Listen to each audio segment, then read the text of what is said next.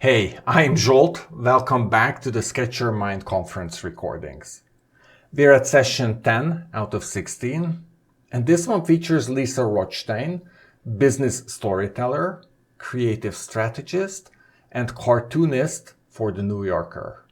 She's also the author of Drawing Out Your Genius, a book about how anyone can use drawing to think and communicate more clearly. If you're new to the series, you'll find all the resources linked below, including the big Excalibur whiteboard where I'm collecting notes from every session. Lisa's session is one of the most hands-on of the entire conference. My biggest takeaway was how just 3 simple lines can completely change the emotion on a cartoon face. It's wild how little it takes to turn curiosity into confusion or frustration into delight. In this talk, Lisa shows how simple characters can bring back emotion and empathy to our visuals, something we often lose when working in digital environments. She demonstrates how to draw expressive faces and bodies using just a few strokes with techniques like the star person or keyhole can to give your figures movement and depth. What I love most in her approach is how she connects drawing with emotional intelligence. It's not about art, it's about helping people feel what you're trying to say. At the end of the video, you'll hear the music I composed for this session. If you'd like to support my work, you can get the conference album, join the next visual thinking workshop, grab my book, Sketch Your Mind, or try the Obsidian Excalibur plugin. All the links are in the description below. And now, enjoy Lisa's session on the power of drawing emotions into your visuals. Great to see everybody. Am I audible? Can you hear me? Are we good with sound? Absolutely, yes. Yeah. Okay, great. Just checking again. Yeah, I'm in my mom's spare room in Manhattan, so I'm not at my usual home studio. Great to see everybody. So as I mentioned in the chat, I hope you will be able to follow along with me for some of this. This is the first time I've given a talk about visual thinking lots and lots of times, and I suspected it might be a little bit like some of the other things you might be hearing in the summit. So we got together ahead of time and we decided that today we might be doing a little more work with cartooning today, since that's really my specialty, and it's something that I bring to my visual thinking work, and it's something that when I teach, people really enjoy learning. So I hope that you brought something to draw with, something to draw on. As I mentioned in the chat, I will not make you share, so there's nothing to be embarrassed about if you're not sure about your drawing skills. And I see that we have people from all over the world here, which is awesome. And so if we can bring up the slides, do I just click present anything? Oh, there you go. Fantastic. So here's where we're at right now. That's supposed to be me with my little ideas coming out of my head. Hi, Janet. We're neighbors. I'm usually in San Diego, California, and today I'm in New York City. So what's really exciting about this is not just a fun thing for you to be able to do to draw cartoon people, but for me, when people compliment me on the work I do in business, one of the things that they say is that they felt connected emotionally to the work. And that, I think, is because I put a lot of people in my sketch notes and in my other visual thinking work, even if they're just like quick little doodles. And folks really connect to that. They feel very seen, and they feel like there's something to relate to. So while I do teach about drawing icons and other things like a lot of other visual thinking people, for me, it's the people part of it is very important. So I know we had a little bit of an introduction here today. Maybe you'll get a chance to get a copy of these slides. But anyway, here's a little bit of a CV on me and what I've done. This is actually doing visual thinking is sort of my third act. I started off in advertising for many years in New York City, so I wrote a lot of television commercials, and so I wasn't even doing artwork then. I was more of a writer.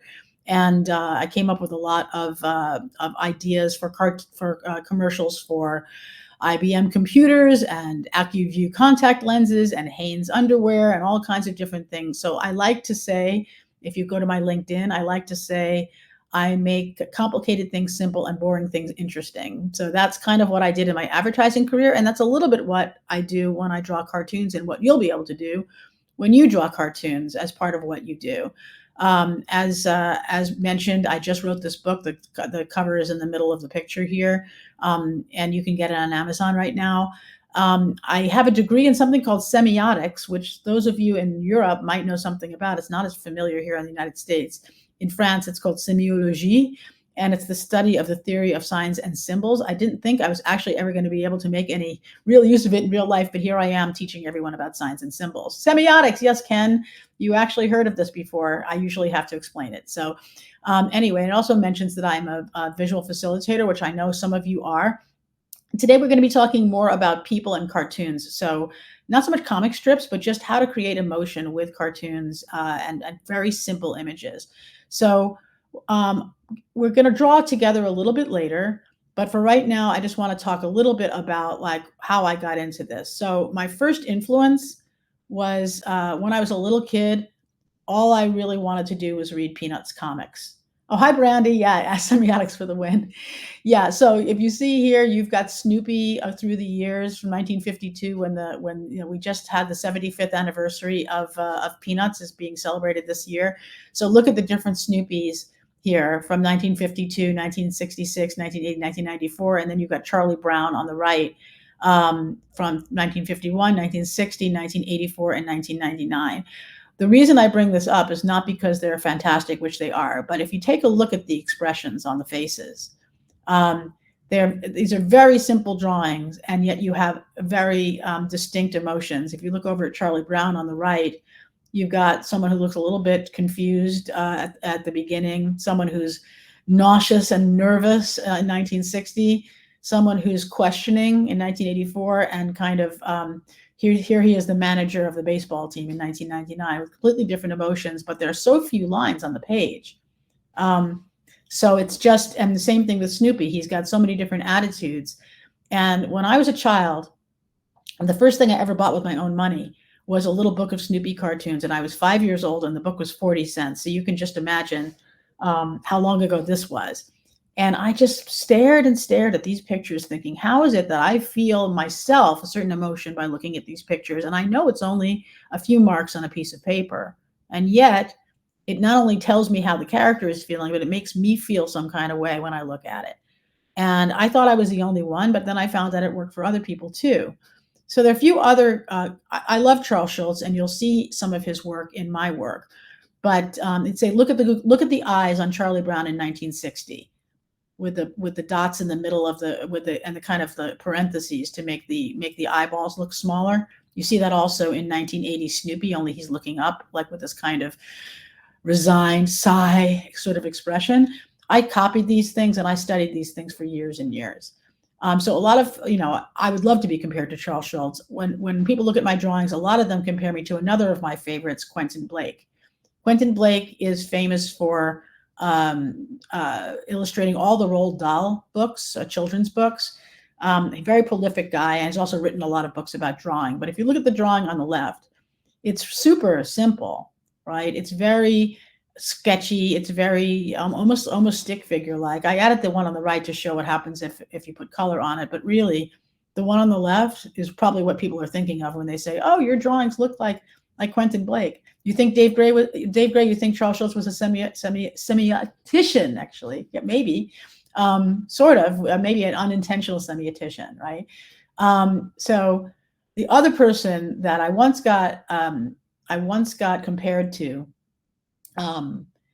when I was being rejected for a comic strip that I had sent in to the syndicate is my absolute all-time favorite, James Thurber. James Thurber was one of the original New Yorker cartoonists. And here is a woman talking to a man saying, "If you can keep a secret, I'll tell you how my husband died." And look at his eyeballs. It's a little bit like the Charlie Brown scared eyeballs, right? The big little dot in the middle on the big well, that line is sort of an eyebrow, but it also could be just a very wide eye, like uh-oh. And look at his body language. He's kind of sidling away, right? Here's another one. This is a very famous one. You've got three characters in here. All right, have it your way. You heard a seal bark. Yeah, exactly. And Matilda, right? I forgot about Matilda, Roald Dahl. So you've got whoever's watching this on the replay. I'm responding to the comments a little bit, so forgive me if you don't know who I'm talking to. The seal is just minding his own business, but the husband looks worried and he's thinking and where does that sound coming from? And the wife is annoyed because he obviously has been repeating himself. Look at her eyebrow. This is a sneak preview of what we're about to do, right? So anyway, so now you've seen Charles Schulz, Quentin Blake, James Thurber. Now you're going to see a few things by another cartoonist named Lisa Rothstein. This is one that it's hard for you to see, I think, because it's small. They licensed this cartoon for this package of note cards. There's a bunch of different there's like 5 different note cards in here, different artists, but mine made the cover of this note card wallet. And if you can't read the caption, it says, the man is saying to the woman, I guess you're right, we have met before. And the dogs obviously are embracing like long lost friends, and the people don't really think they know each other, but the dogs have met because obviously they're happy to see each other. And if you look at their faces and you look at the people's faces, you'll see Snoopy, you'll see Charlie Brown a little bit. It's because that's just, I couldn't help it being influenced by that. And then, thank you, Andy. And then, here are a few others that have been in the New Yorker. I don't know if you guys remember a few months ago, in April, there was a story in the news about these 2 prehistoric dire wolves that somehow scientists had cloned from prehistoric DNA and implanted in a modern day dog. And these 2 little white dire wolf puppies were born. It was all over the news. At the same time, the stock market crashed that day. So I sent this into the New Yorker, and they printed it. They put it online as the daily cartoon. And you've got one wolf saying to the other, of all the times not to be extinct. So but I want you to look at their expressions. They both look a little bit worried, they're, and really only because of their eyes and their mouth, but they could just as easily be people, right? And then here's one that's probably the one that people know the best because it's been licensed a bunch of times. And it looks like the caption came out a little funny in the PowerPoint. I made it bigger so you could read it. The devil is saying, it's new. We placed them in an endless video conference with everyone they couldn't stand in life. This one ran on June 20th, I think, 2020. So if anybody remembers what was happening in June of 2020, it was people were already pretty sick of Zoom calls, and they didn't realize that they were just at the beginning of what was going to be several years of being stuck on video conferences all day long. I hope this one is more fun than the one that these people in hell are obviously attending. But if you can see some of their faces, they don't look very happy. But the devil and his little assistant seem pleased because they've got a new invention that they can torture people with. So the point being that, expressions can really tell a story. And that's why I like to include people or faces in my sketch notes and in all of my visual thinking stuff, because it helps people connect emotionally with the work. So we're gonna go to sketch notes now in a little while. Here's one that I'll show you in greater detail when I put the PowerPoint in here, all the text gets wonky. Oh well. But if you'll notice, there are lots of people in this picture besides the folks on top who are the ones who are presenting. So if you look down at the towards the lower left, you'll see 3 faces where it says facial expressions tell each other's brains what we're thinking. So this was actually kind of meta. This was a talk by the Wharton Neuroscience Institute folks about how to. It was called the Neuroscience of Teaming, and a lot of what this talk was about was how when you're meeting with your team virtually, because this talk also happened during COVID, that a lot of visual cues are lost. Versus when you're in the room. So that's another reason why you want to add more emotional content to your work, because you're not always going to be, You're not always going to have the luxury of being in the same room with people. So you want to be able to give them some emotional content to work with. So that's another reason why. So we're gonna go to start getting your pencils ready, because we're going to start drawing pretty soon. I know some folks here, I recognize some names here, like Brandy and Dave, who are used to drawing, and some folks here I know are new to visual thinking. So really, this is not literally requires zero artistic talent. This is an illustration from my book. I'm sure that if you've attended any other talks during this Sketch Your Mind conference, you've probably heard people saying it doesn't matter if you can't draw.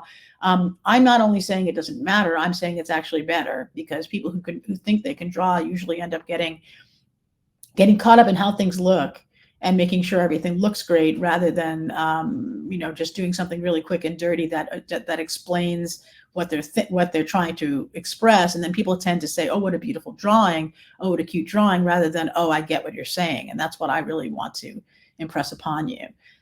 So anyway, what I'm going to do right now is, oh yes. So when I teach about visual thinking, what I usually do is I try to make it as simple as possible. What I don't do, like some other folks might do, is say, first you do a dot, and then you do a line, and then you do a circle, and have people work on those things. I'm from New York, and I have no patience for this. I go straight to, I assume you know how to draw a circle.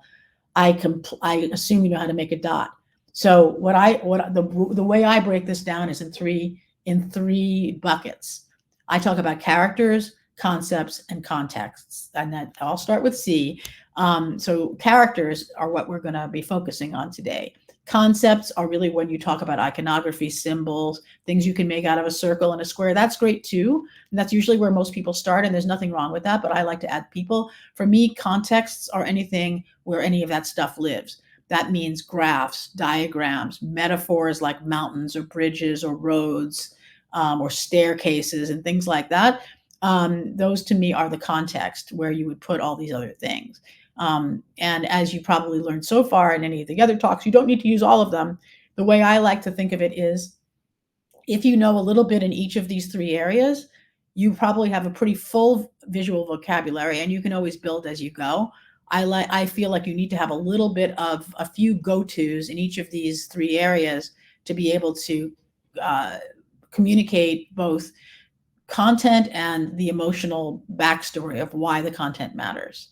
But today, because we're talking about people, and this is the first time I've focused on this exclusively, we're talking about character. So what I'm going to do right now, if I can, is I'm going to move to my other camera and see if I can make this work. This should show my down camera if I do this right. So let's see, it is there. So if we can just take the slides away and go only to my, there we go. I'm just gonna make this flat. Oh, look at that, it's working. All right, so basically, and in order to do this, folks, I have a something called a canvas lamp that is like a lamp that you can stick your phone on and everything like that. But what I have is duct tape to this lamp. I have a Logitech Brio camera that I literally have scotch taped to this lamp. So that's my setup here in New York. And you see all my mom's stuff on the table here. So anyway, what I want to do is I want to talk about, there are two things that matter when you're drawing people, and one of them is to do faces. But before I do that, what I want to do is show you some examples on my iPad. I'm going to turn off this light so it doesn't disrupt. This is the sketch note that you guys just saw. Let's see if I can get this down a little lower. Yeah, that's better. Let's see. I'll get this down a little bit lower. Move this way. Oh, okay, good. So yeah, so this is the sketch note that you just saw, and I just wanted to zoom in on some of the faces here. You see how these different. There's a lonely person. So you have a face and body language here. Here we're going to be working on this in a little while, the different expressions that you see here on these people's faces. I have, and it works with things that are not people. I have a couple of a couple of lab rats here grooming each other. Well, there's one grooming the other one. He seems pretty happy with his haircut. Two people smiling at each other because they are in sync, the lady and the dog. People with different status, having different reactions to each other and things like that. If I look at another one here, this one wasn't exactly a sketch note. It's very elaborate. This one was about, this was more of a drawing for a company's values and things. This one isn't as good an example because everybody's happy in this visual, because we're talking about things that they want to and that they're aspiring to do. So I guess I just like this drawing, but this is not as good an example because we don't have many different expressions here. This one from the ATD conference in 2024, Matthew McConaughey spoke at this one, and we have, here's a person writing and just kind of thinking. Here's a person running and smiling. Here's a person being embarrassed. So you see him looking over to the side. I actually had a little help with color because I was able to make him blushing. And here's a person, believing in themselves, but she has her eyes closed and has her hands over her heart. So that's how, of course, the words help a little bit too, right? But if you look at this whole picture and you see all the humanity here, it does help a lot to give you the more of the meaning and the context of how why you're supposed to care about these things. Let's see if I think I have one or two more, but I'm not going to go through all of them. This was not a sketch note. This was something I created for someone, but it has a lot of different emotions in it. This one was about succession planning, about like what to do in your company when people leave and how do you promote people from within.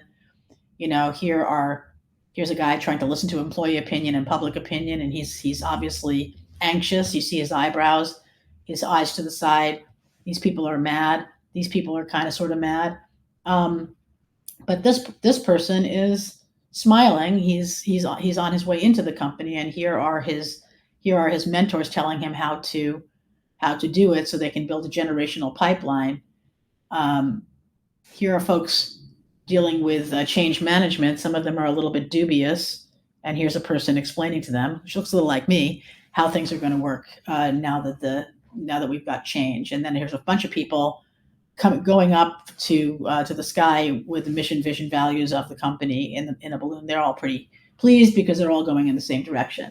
But anyway, all this to say, this is now I'm using this on an iPad. I'm going to try to do this other part on paper.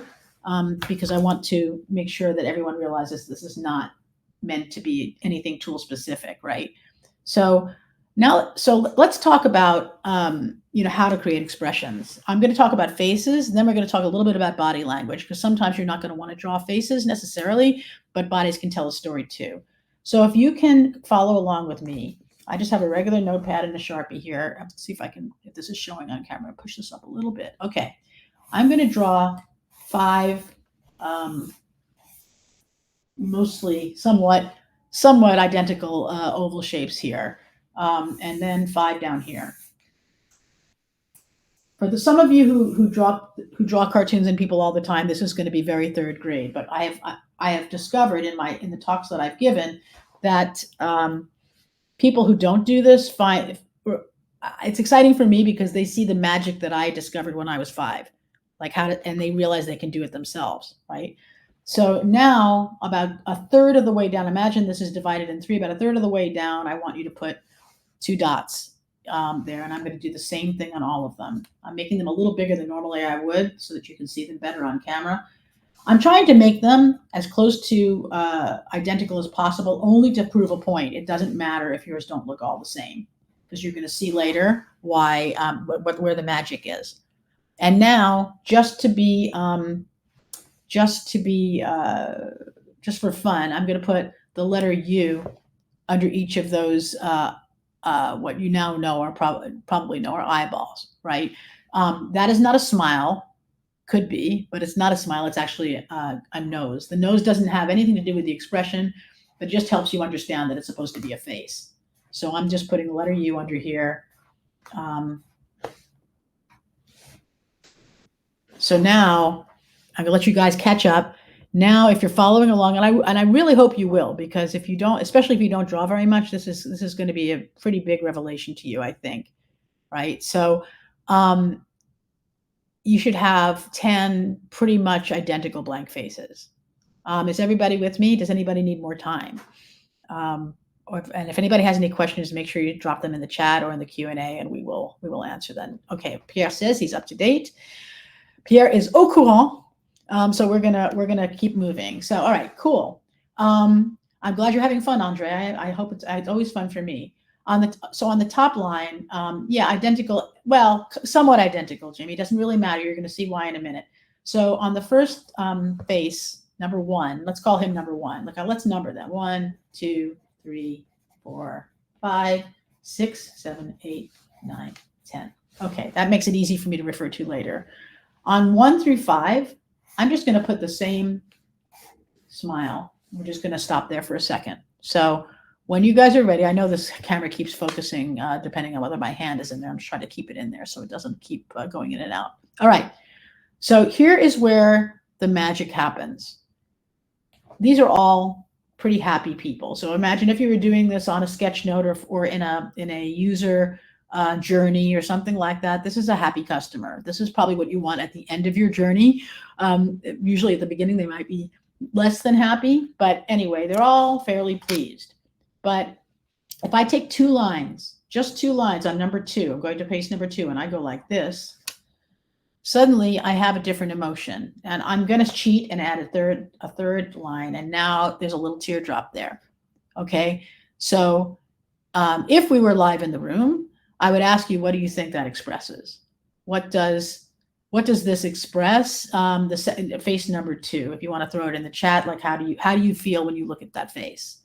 I see a little bit of anxiety. I see relief, nervous, concern, worried, but he's smiling. So it's to me, it's kind of just sort of more of an emotional face, but it could be worry. It could be sadness. Yeah, well, sadness, or I see, that's funny. I see sadness or joy. A lot of it has to depends on what words you put with it. Wistful. That's nuanced. Perturbé. Okay, that's interesting. But to me, it's like somebody who's watching a movie that has a happy ending, and they're pretending to be happy but anxious. Yeah, that could be sentimental. That's closer. Sentimental is closer to what I was thinking. Embarrassed and grinning, possibly. But anyway, it's different than this, right? And I only added 3 marks on the page. So depending on how you interpret it, and then that's a big part of semiotics also, is that the reader is part of the text. So the fact that I intended this to mean something does not necessarily mean that's how the reader is going to take it. So if it's not exactly clear, you might want to add some words or some other context. So we're going to go to number 3 now. And I'm going to do the opposite thing with the eyebrows that I did on here. I'm going to go down 1, 2. Now we have person number 3. What is that person thinking, or what sort of person is this?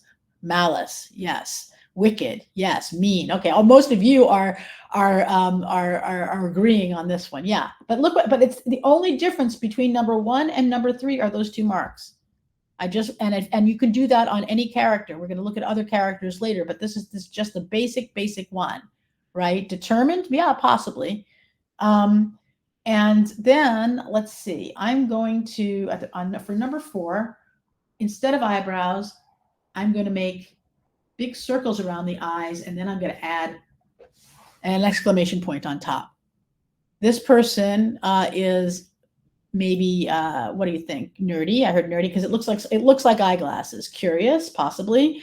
Confused, maybe. For me, especially if I add a couple more lines up here, that person's excited. Maybe they just had an idea. They just thought of something exciting. Naively excited, I see. Eureka, yes, something like that. Again, just a couple of different lines between this, and a huge difference in the way the character feels. Right, and then for this one at the end, I'm just going to cheat and make those dots part of the closed eyelids. And now maybe I'll put a little balloon up there with a little heart inside. And now that person is thinking or dreaming of someone that they love.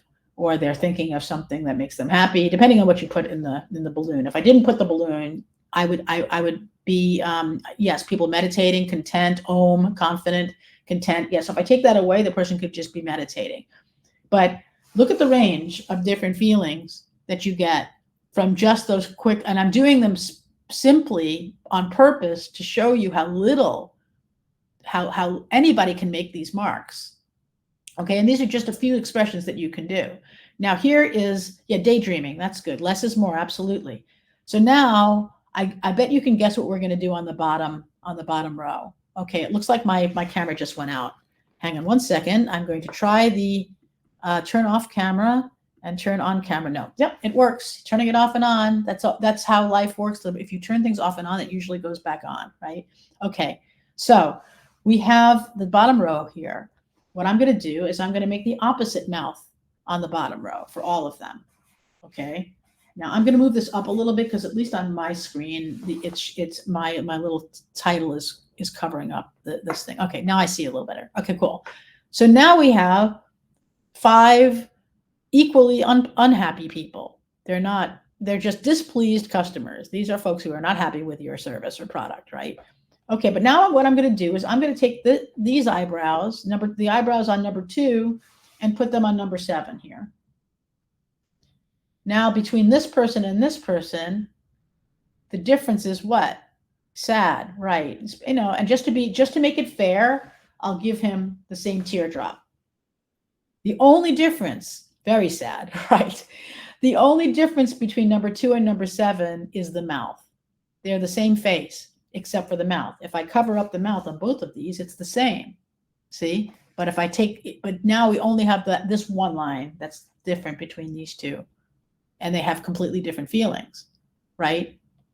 Yeah, this is more anxiety, or actually, if you want to do anxiety, that's more. I'm going to use a pencil for this. That's more when you put the teardrops on top of their head, you know, because like they're sweating, right? But I could talk about this stuff all day. All right. Yes, it is magic. Exactly. That's how this is what I wanted to share with you, because it was like, you know, 50 years ago, I was sitting there wondering about this, struggling, perhaps. Yeah. So now what happens if I take the eyebrows from number 3 and put them down here on person number 8? That person is dissatisfied. Yes. Angry. Yes. We would call these the angry eyebrows. Like these are the sad eyebrows and these are the angry eyebrows. If you remember those two things, you're going to be able to draw lots of stuff. Determined, possibly, depending, or, you know, maybe indignant, just, you know, like I'm going to change this or something. But a lot of how you would interpret this would depend on what else is happening in the picture or in the story that you're telling. So you're allowed to nudge things a little bit of a different way, a little bit like algebra, like let X equal the unknown, let this face equal determination, or let this face equal anger, right? Bad actor. This deserves a zine. If I could understand what a zine was, Martin, I would actually make one. I still haven't figured it out.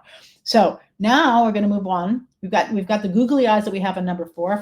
And the exclamation point. If I put the googly eyes from number 4 on number 9 and the exclamation point, it's the exact same thing. To me, this is panic. This is psycho. I see psycho, but it could be like panic, unhappy, but also like, oh shit, I forgot to pay my taxes. Excuse me, for anybody who's, you know, something. Oh, thank you for explaining what a zine is. I'll look at, Austin Kleon, of course. Yes. So this person is panicked. Again, the only difference between this and this is the mouth. The exact same face, pretty much, as close as I could make it. All right, lost the camera again. Turn it off. Turn it back on. We're back. Okay, cool. So I think it's just that this system takes a lot of resources, and I think it just begins to flick off. If I do the same thing here as above, now this person, instead of meditating, is thinking of an unhappy memory, or in my mind, or ruminating. Yeah, but what they're thinking of is not sour. What they're thinking of is not a happy thought. Super sad. If I could also decide, I could put you could put something else in there. Whatever you put in this cloud is what they're sad about. They might be sad about money. I'm being I'm U.S. centric and putting a dollar sign like me, but basically he's doesn't have enough money, so he's upset, or a broken heart. I like that better. So let's imagine that the heart is broken, right? So now, if you followed along with me, you should have had the experience of actually doing this yourself. Yeah, euros. Okay, there you go. You should have had the experience of actually doing this yourself and realizing you could actually make any of these faces, and it doesn't have to be a person. Like if I wanted to imagine I have something that looks a little bit like Snoopy. There's a nose, there's the eyes, and if it looks like Snoopy, you got this. All right. But if I wanted to make, I'll take two Snoopies, pretty much exactly the same. This is it's not exactly the same because it's sort of a 3/4 shot instead of straight ahead, but you get it. So we got two similar Snoopies right here, but you could have, one that's like this with the angry eyebrows, and one that's also smiling with the sad eyebrows and the tear, and they're not very different in terms of how much what marks I put on the page. Both smiling, only the eyebrows are different, and the little teardrop. So it works with any character, okay? And so we're going to talk a little bit more about animals later, but so what's the point of this? Why would you want to do this? Like what these are like basically your own. Wow, Snoopy would be proud. Thank you, Section. I have been studying this since I was a little child. So to me, these are like being able to make your own emojis and being able to put them on any character, So, if you wanted to have, somebody famous, like if I want to do Albert Einstein, I've got like, crazy hair and a mustache. Albert Einstein, excuse me, crazy hair and a mustache, and maybe a little string tie and a suit. Now I've got Einstein. I don't even have a mouth on him yet. But if I give him a smile and big eyes and a light bulb, he's just had an idea, right? So it's all these things work no matter who the character is, right? So thank you so much, Anand. I'm glad you're enjoying it. So to me, being able to do different kinds of emotions and faces, you could talk about someone who's lonely, someone who's determined, someone who's got a bright idea, someone who's worried and concerned and panicked, someone who's just, depressed, right? Okay, we're off again, on again. Here we are. Okay. So do we have, yeah, it does feel doable. Cecilia, thank you so much, because it means you're actually doing it. It shouldn't feel doable. You should actually be proving to yourself that it is doable because you're doing it. People can do this. So it doesn't have to be, you see these same expressions on the ceiling of the Sistine Chapel as you do in my drawings, as you do in the drawings that a 7-year-old would make. But it's just it's about communicating the emotion, and you can do it just as easily with a few lines as you can do it on a beautiful oil painted canvas. It's just a different medium, right? So are we, if there are any questions, if not, I'm going to move on. But if we have any questions, I am looking at the chat. So we just talked about faces. And so sometimes you don't necessarily want to do a face. Sometimes you just want to show people. And I just want to say, I know a lot of people use stick figures. I am on a crusade to end the use of stick figures in diagrams, because to me, the idea of using a stick figure to represent a human being, when it's so dehumanizing, is kind of counterproductive. Now, the case for stick figures is that they're easy. Look, you do a circle, and then you do a stick, and then you do another stick, and then you do another stick, and then you do another stick, and then you do another stick, and now you have supposedly a human being. I don't think that's that easy. Actually, we had to make a lot of different marks on the paper, and my results to me is lousy. Okay, so I'm going to show you 2 ways that I've learned from other people. I did not make these up, to make people that are just as easy but better than this. And you're about to learn it right now, so please try to do it with me. I am not going to talk about that. Actually, Sasha, you know what? We changed the, somebody's asking in the question, am I going to talk about the sketch framework too today from my book? I probably will not, but I might get to it if we have time. It's basic. I know that's what we originally said in the description of this session, but we changed it towards the end because it seemed like this would make a more just a better session for folks in terms of what else was being presented during the conference. However, I will try to squeeze that in at the end, and I'll explain to you what this is. But this is part of it. This is part of the. This is what we're talking about. The S of sketch is simplify, and simplifying is really what we were talking about with the 3 C's: character, concepts, and context. So we're kind of in the character section of the S of simplify. But I'll go briefly through the sketch framework later. Okay. So here is a stick figure. Instead of doing that, imagine I'm going to do this in pencil so I can erase. Imagine you are going to make a star. This is one way of making a person, not making a stick figure. Now I'm going to erase the top part of the star. Didn't erase it very well, but oh well. And instead I'm going to put a head. Now this is a very crude version, but it's basically instead of a stick figure, right? This head doesn't have to be so big. So now if I know I'm going to do that, I can just start with, whoops, this is drying out. Get a new one. I'm going to start with the head. And now I can do anything. Whoops, here we go. Back on, turn it off, turn it back on. We're back. All right. I can do anything I want with the points now. I don't have to keep them in the same place. So now if I do the rest of the star, now we have a person reaching up, or maybe he's reaching for a star.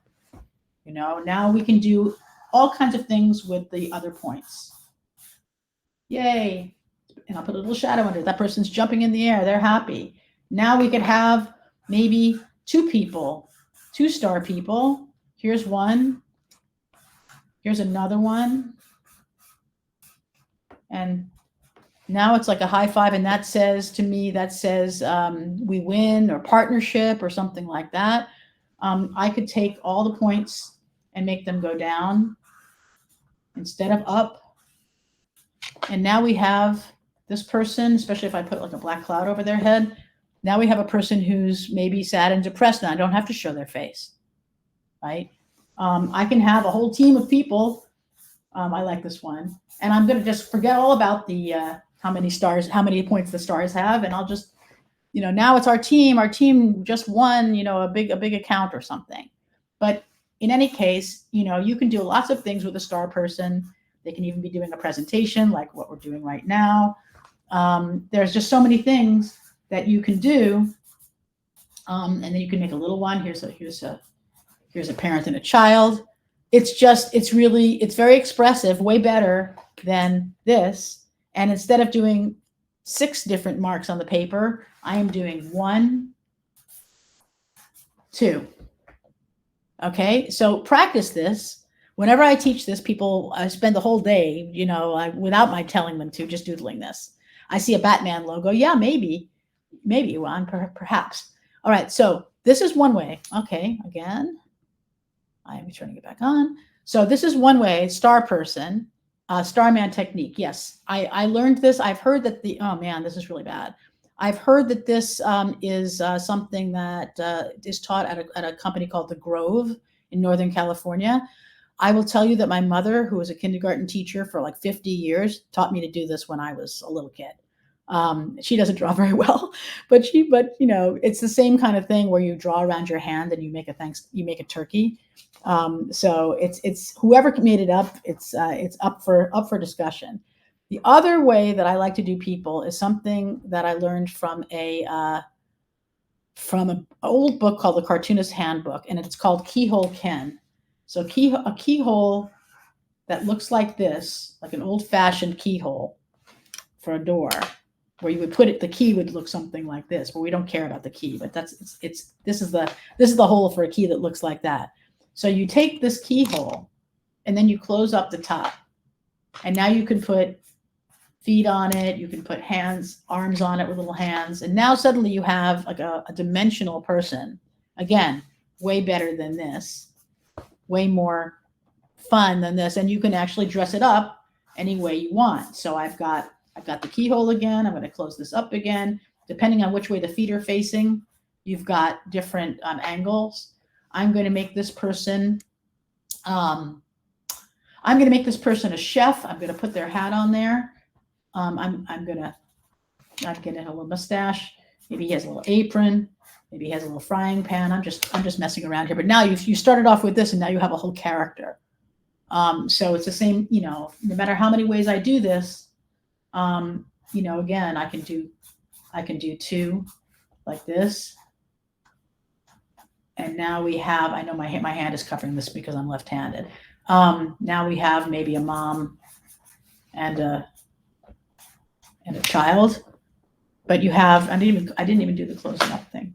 And you can put faces on it or not. I can decide to put a face on it. Maybe the kid is being dragged somewhere he doesn't want to go. He's upset. I don't know, but you see where this is going. Now, what's kind of fun is you could do it on its side. I like to show people this, like do it sideways, right? Yeah, I know, Randolph, it looks like it's wearing a dress, but once you start to put the other things in there, it does look female before you get started. Once you start to put the other information in there, it can go any way you want. If you put it sideways, now if I put 4 feet on it, I can decide that this is a dog. I could decide that if I put a couple of triangles on top, I could decide that this is a cat instead. So I mean, they're very crude, but you don't have to stop there. You could make them more finished. But if I just want to, you could do it like that, Bridget. You could decide that you wanted to do it this way, but then it begins to look kind of like a robot to me. That's why I like the shape. So anyway, any animal, you can start with this shape. It doesn't have to be quite as pronounced as this, but any animal you want. I'm sorry about my hand being in the way. But you can start to see how you could really, depending on what else you add, make almost any animal that you really want, right? Andre is saying upside down triangle yeah.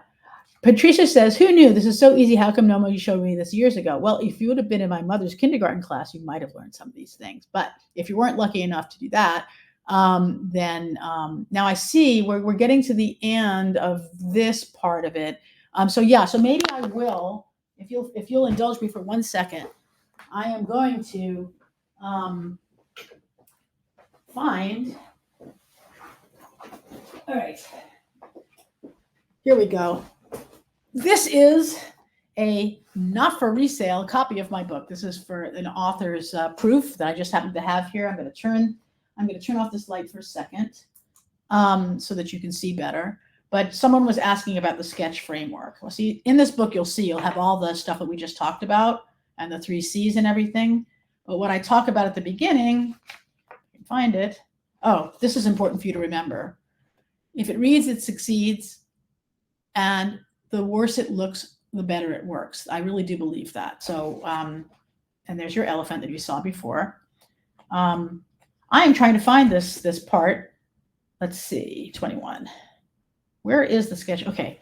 So what I have here is what we're calling the sketch framework. I'm going to, I'm turning the light again. So you'll see I made this little icon. Sketch is for simplify.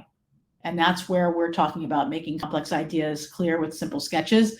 You'll be hearing a lot of other people in this conference talking about this. It's basically what I told you: character, context, and characters, concepts, and context, that's basically the simplified chapter. K is for kickstart, is for driving innovation. So how to use this visual thinking in innovation use cases. Engage is how to use drawings to help you get buy-in from other people. So if you're trying to do a pitch or something, like when and where to use sketches, and emotions really work well with that. The T is for transform, and that's really for taking meetings and making them less boring and more engaging and fun. Capture stands for the sketchnoting aspect. If you're going to be taking visual notes for yourself or for others to help you remember and recall information, help you make meaning out of things. And the H is for harmonize. If you're working with teams and you want to get them on the same page, how to use visual thinking to aid in that. So it's really not so much a framework as a kind of a mnemonic to help you remember all the different ways that I think you can use visual thinking. So I hope that was helpful. But really today we're focusing on the S, the simplify part. And to me, I hope that you found that. I'm turning this off again. Let's see if I want to turn this back on again. Device settings. Let's see if this works. If I get back on camera, so you should be seeing me now. How was this for everybody? Yeah, that was the Cliff Notes version of the book. How was this for all you guys? Did you try it? Did you actually do it? I hear out of this world cold thanks. Who has questions about any of this stuff that I've talked about so far? So we have a couple of questions under Q&A. Okay. So there's one question from James. What's your favorite app for drawing on your iPad? Okay, everybody always asks this. I always use Procreate. It is only for the Apple iPad. So if you want to use anything else, if you want to use like a Chromebook or something like that, I think Adobe has some good alternatives. But I use Procreate for everything. It is very in some ways it's similar to Photoshop. And one of the things that I love most about Procreate is, let's see if I can turn my other camera on again, is, let's see if I do this. You should be able to see my iPad right now. This was done in Procreate. As you can see, well, you can't see because it's all in the same layer. And I do not think, oh yeah, okay, I don't have the time lapse on this one. Hang on a second. I don't have the time lapse on this one. Let me see if I have another one where I do. What I love about this one is that it plays back what you've created. So I'm looking around to see if I can find one of these that has a time lapse. So here's another example of a sketch note that I did that has a lot of people in it. This was another ATD conference, and you see there's lots of people. Here's some folks who are concerned about disruption in their company. Sometimes it takes a little while for this to start, but you can see what's cool about Procreate. What really sold me on it to begin with is that when you're drawing, yeah, I've heard Adobe Fresco is good too. When you're drawing, it captures all of your pen strokes and then it plays it back as this cool sort of fast motion kind of recap. And I love this, and my clients love this because it instead of only looking at the sorry, I'm trying to get this straight. Instead of only looking at the big, in my case, somewhat disorganized thing, because I usually don't get the slides ahead of time or know what people are going to say. Being able to play it back in sequence like this makes it a lot easier to digest, and it gives context to the still picture. And you can also export it as an MP4 and add voiceover and music to it, which a lot of my clients like to do. So basically you can recap a 1-hour talk in a minute or so. And here's what they said, and here's what we did. I also love Procreate because you can move things around as you begin to run out of room on your canvas. Like, as you can see, I keep moving things around because I don't know what the person's going to say. I need to find room for anything new that they say after I run out of space. Val says, how do you film it in replay? I don't. It does it. It does, as I draw, it captures, it basically has a history. And then I choose to play it back. So you see here where it says time lapse replay. If you have this on, this toggle on, it will just do it automatically. It takes up a lot of space on the iPad, but it is an amazing feature. So anyhow, I'm going to go back to me. Yeah, there's also a question about what brush, if you have any brush suggestions for Procreate. Oh yeah, I have a million brushes and I only use the same 2 or 3 over and over. I use Studio Pen for most of my lines, and I use like gouache. I used to use watercolor, but I use like gouache for like filling things in, most of it. And that came with with Procreate. All the fancy brushes, I almost never use them for sketch noting. For other things, for illustration and things, I might use something else. But even when I do my New Yorker cartoons, and all the ones you saw, by the way, that I showed you at the beginning, were all done on the iPad. Maybe the one with the two dogs hugging. I think I might have done that one before I got my iPad, but the others were all done using Procreate, and I can't tell the difference. And when I look at it between pencil and paper and the iPad, which is kind of sad because I have so many art supplies and they're just sitting there like with cobwebs on them now. I see Mark says Fresco is now free. I might have to try that out. Andre says I'm a wonderful human. I like that. I'll take it. There's a question from Anand if Procreate is paid or a subscription thing. No, Procreate is paid, but it's only one time, and I think it's like $12, and you pay for it one time. So it's not like Clip Studio Pro where you have to pay a subscription.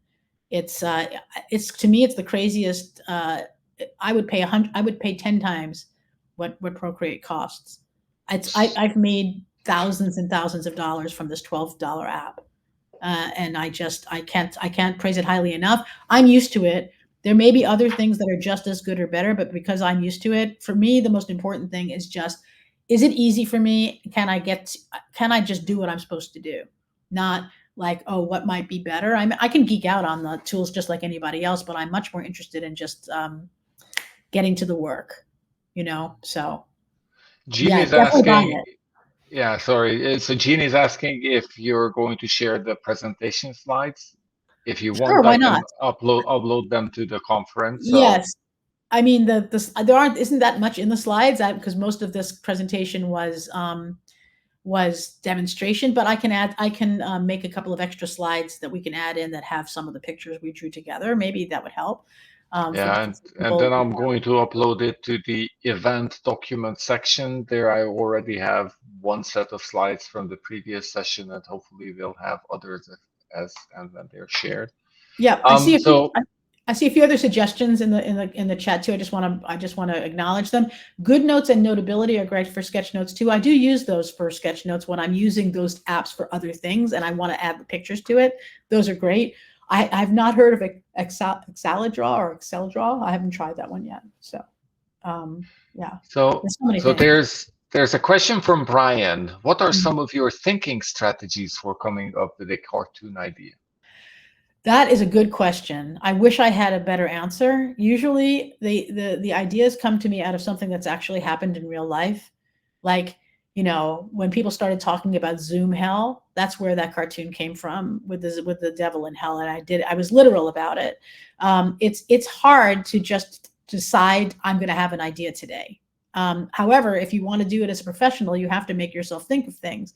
So sometimes I start with, I look at what's going on in the news. But I don't like that so much because for print magazines, a lot of times what's going on in the news is too ephemeral to be, it needs to be evergreen. However, some of the things I've done for the New Yorker, like the thing with the two wolves, they put it on as a daily cartoon, which is on the internet only, not in the magazine. And those are supposed to be more topical. So I'll look at the news, and then there are all kinds of tropes. So, somebody on a therapist's couch, something happening in the Garden of Eden, something happening in a famous fairy tale or a famous Greek mythology story. There are just certain things that you see over and over again. The person on the desert island is another one. So you can start there and see what else you can come up with. And then I have a friend who made I wish I could remember what it's called, but she made a card deck, and you pick one card from each pile, and it's a character with a thing in a place. So in a way, it's like my character concepts and context, but it's basically like, okay, you draw a card and it's like an astronaut with a trombone in Las Vegas. And then you take those three things and see what you can come up with that's funny. And it's just, it's a way of jogging your creativity. Most of the time it doesn't work, but it's just fun. And it gives you a lot of other ideas. That's all I can really think about, because all the things I've come up with that they have bought were inspirations that came to me and I didn't really have to work at them. And when I sit down and try to work, nothing happens. So we're coming up to the end of our time. There's one related question that got the most upvotes. It says, I'm having a hard time expressing more abstract emotions like reciprocity. Any ideas or tips? Yes. Sometimes you'll have to either cheat and use words to go with your things to make people understand what you're doing. And sometimes you'll need to do more symbolic ones like what I showed you with the star people doing a high five or something like that. If you or you had them holding hands, like two people holding hands, and then you said reciprocity, or sometimes you might have a hand, one hand giving somebody something and the other hand giving the other person something. You don't need to see the whole person. That's kind of symbolic. So sometimes it's not. Sometimes it's more abstract than, and you just have to experiment with those things. If someone said reciprocity to me, I'd probably draw. I know we have not much time, but I'm going to do it really quick anyway. I am going to change to my. So if somebody told me reciprocity, I might do. I'd probably do like somebody, giving somebody a present, and somebody else, giving that person also a present, maybe, and they're each giving each other something, and now we have this feeling, and you could just write reciprocity. It's easier to draw this than to spell this word, but again, you could also have it be just a hand giving something to somebody, and I like the gift, and you have two hands just handing each other. This is not a very good drawing, but you see what I'm doing. There might be other ways of doing it, but the problem is if you try to do something that's kind of like this, and if you wrote reciprocity under this symbol, it might work, but otherwise it looks like recycling. So you need to experiment a little bit, I think. So that's my answer to that question. Wow. Very nice. Right. So, Lisa, this was awesome. I learned a lot. I'm sure others did as well. I could see all the excitement here. Yes, so places where people can reach you. I also, did I? I thought I did. No, I did not. But okay, so the links are here. Thank you for being here. Thanks. It was fun to have you on board. The recording is going to be available under replay. And if you send me the slides, Lisa, I'm going to upload it to the event document. Okay, fantastic. So people can access it there. That's great. Thank you guys so much for participating and having me here. And please connect on LinkedIn. That's the first QR code. Mention the Sketch Your Mind conference so I know why you're connecting. You may have to look around for the connect button a little bit, but I do want to connect with all of you. So the secret password is Sketch Your Mind to get an acceptance. Okay. Thanks so much. Thank you. Bye-bye. Bye.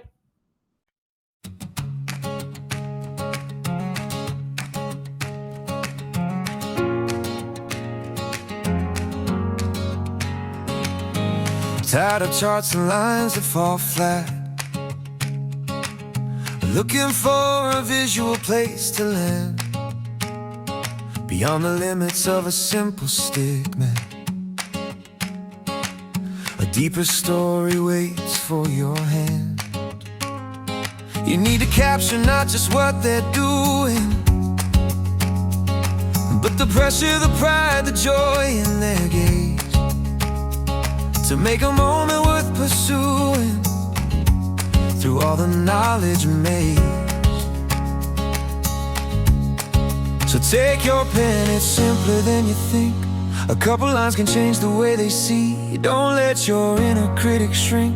The powerful connection meant to be. This is the moment for drawing out your genius, a clear path for your mind to define. It's all about expressing emotion and making human connection in every line, every shape of feeling, every stroke, a story told in the masterpiece of a vision brave and bold. Yeah. We build a framework with 3 simple C's. A complete visual vocabulary. First there is character, the faces and the T's. The body language that sets your stories free. Then comes the concept for icons and simple signs. The universal symbols we all know and use. And context holds the metaphors and big designs. The mountain, the map, the vision you choose. So take your pen, it's simpler than you think. A couple lines can change the way they see. Don't let your inner critic shrink. The powerful connection meant to be. This is the moment for drawing out your genius. A clear path for your mind to define. It's all about expressing emotion and making human connection in every line, every shape of feeling, every stroke a story told. In the masterpiece of a vision brave and bold. Oh! When emotion's in the picture, your message is more than heard. It's understood, it's sticky, it's forever memorable. A whispered truth, a final word, making your visual journey unstoppable. This is the moment for drawing out your genius. A clear path for your mind